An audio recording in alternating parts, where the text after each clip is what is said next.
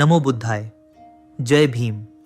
आज हम जानेंगे उस पुस्तक को जिसे डॉक्टर बाबा साहेब आम्बेडकर ने अपनी अंतिम सांसों में लिखा था। यह किताब है बुद्ध और उनका धम्म। यह सिर्फ धर्म की बात नहीं करती, यह समाज, नैतिकता और बराबरी की भी बात करती है। इस वीडियो में हम समझेंगे यह पुस्तक कब और क्यों लिखी गई, इसके कौन कौन से भाग हैं और हर भाग में बाबा साहेब ने क्या संदेश दिया है। यह वीडियो पूरी तरह ऑथेंटिक और शोध आधारित है। तो आइए इस बौद्धिक यात्रा की शुरुआत करते हैं।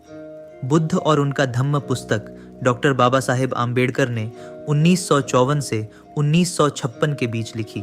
यह उनकी मृत्यु से ठीक पहले पूरी हुई थी। इसका उद्देश्य था बुद्ध के असली विचारों को जनता के सामने लाना और धर्म को अंधविश्वास से मुक्त करना। यह पुस्तक 1957 में प्रकाशित हुई, बाबा साहेब के निधन के बाद।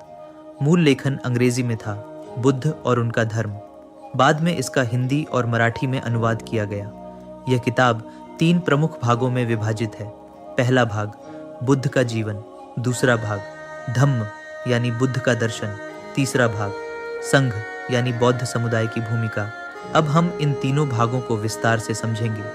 पहला भाग बुद्ध का जीवन। डॉक्टर बाबा साहेब इस भाग में बताते हैं कि सिद्धार्थ एक सामान्य मानव थे जिन्होंने जीवन के दुख को देखा और उसे समझने के लिए महलों को त्याग दिया। उन्होंने कठोर तप किया लेकिन वह रास्ता नहीं निकला। फिर उन्होंने मध्यम मार्ग अपनाया और बोधगया में पीपल के पेड़ के नीचे ध्यान करते हुए उन्हें ज्ञान प्राप्त हुआ। बुद्ध ने अपने पहले उपदेश में सारनाथ में 4 आर्य सत्य बताए। उन्होंने जीवन भर यह सिखाया कि दुख का कारण तृष्णा है और समाधान है अष्टांगिक मार्ग। डॉक्टर बाबा साहेब ने बुद्ध को चमत्कारी नहीं बल्कि एक तार्किक विचारक और सामाजिक क्रांतिकारी के रूप में प्रस्तुत किया। दूसरा भाग धम्म यानी बुद्ध का दर्शन, धम्म यानी धर्म। लेकिन डॉक्टर बाबा साहेब के अनुसार बुद्ध का धर्म पूजा, ईश्वर या आत्मा की बात नहीं करता। यह धर्म है नैतिकता का, आचरण का और मानवता का।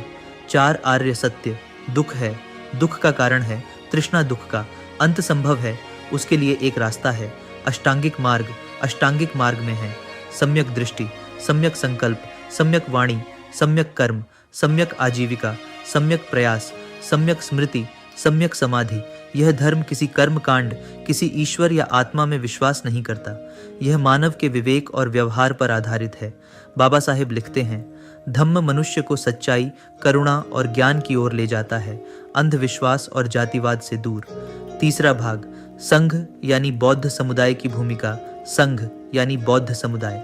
बुद्ध के समय संघ का मतलब था साधु साध्वी का समाज, लेकिन डॉक्टर आम्बेडकर के अनुसार संघ का मतलब केवल संन्यास लेना नहीं है, बल्कि वह है ऐसे लोगों का समूह जो समानता, नैतिकता और करुणा के साथ जीते हैं। संघ का कार्य है धम्म का प्रचार, अन्याय और जातिवाद के विरुद्ध खड़ा होना, समाज में भाईचारा फैलाना। बाबा साहेब मानते थे कि आज का भारत यदि बदल सकता है तो वह संघ जैसी संस्था के माध्यम से ही।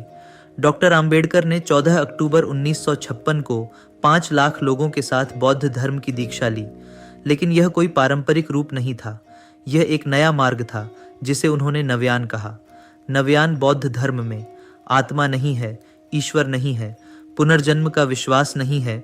यह धर्म है ज्ञान का, तर्क का और सामाजिक क्रांति का। उन्होंने यह रास्ता चुना ताकि दलित समाज को आत्मसम्मान और न्याय मिल सके। बुद्ध और उनका धम्म कोई धार्मिक किताब नहीं है जिसे केवल पढ़कर रख दिया जाए। यह एक क्रांतिकारी दस्तावेज है जो आज भी उतना ही प्रासंगिक है जितना 1956 में था। यह किताब हमें सिखाती है कि धर्म का अर्थ पूजा नहीं बल्कि आचरण है, कि समाज को बदलना है तो मानसिकता बदलनी होगी, और कि मुक्ति केवल मोक्ष नहीं, समानता, न्याय और शिक्षा है। अगर आपने अभी तक यह किताब नहीं पढ़ी तो ज़रूर पढ़िए। यह किताब जीवन बदल सकती है, यह सोच बदल सकती है, यह समाज बदल सकती है। डॉक्टर बाबा साहेब आम्बेडकर की यह अंतिम कृति उनकी आत्मा की सबसे सच्ची आवाज़ है। बुद्ध और उनका धम्म एक किताब नहीं, एक मिशन है। अगर आपको यह वीडियो अच्छा लगा हो, अगर आपको बुद्ध और उनका धम्म की बातें छू गई हों, तो इसे ज़रूर आगे बढ़ाइए। इस वीडियो को लाइक कीजिए, अपने दोस्तों और परिवार से शेयर कीजिए, और अगर आप इस तरह की गहराई से भरी शिक्षाएं चाहते हैं तो हमारे चैनल अमोल लव बुद्धा को ज़रूर सब्सक्राइब कीजिए। आपका एक लाइक एक सब्सक्राइब हमारे मिशन को एक कदम आगे ले जाता है, बुद्ध का असली संदेश दुनिया तक पहुंचाना। जय भीम, नमो बुद्धाय।